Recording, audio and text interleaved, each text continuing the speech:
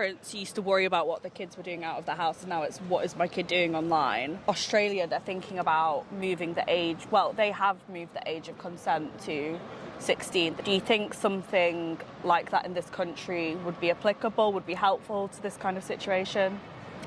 I think so, yeah, because I think that if people are being, like, if children are inside and they're learning information online, that is as dangerous, if not way more dangerous than them going outside. It feels like it really manipulates their experience and then how they view maybe the other gender, or how they view their friends, or how they view the world. Like if Echo chamber. like, yeah. Basically an echo chamber, yeah. Or like these algorithms sort of sheepdog them into being in a very specific group that they wouldn't necessarily be if they were finding who they were on the playground. So yeah, I would be up for probably upping the digital age of consent. I think it would be a good thing, but I question how it would be enforced. There's a question of, with YouTube, with the content guidelines, you have to submit ID to get past the 18 plus videos. Yeah. You can't just lie. But for a 16-year-old, some 16-year-olds don't have ID. How do you actually prove it? How do you get past that wall of proving it? Whether it's enforceable or not, because you can just lie. You know what I mean? If they say, well, you've got to put your date of birth in, then just change the date of birth. If it was enforceable, if it was possible, then yes, I think it should be. I think definitely it would help, like kids, because there's so much things going on social media. They should at least like educate us about it, but they don't really, because it's quite new and adults don't really know much about the bad things that it's happening to us. So I think that would be a good idea. I think it needs to be done. Whether it can physically be done, like logistically, I don't know. There's enough smart people in this country to find some way of doing it better.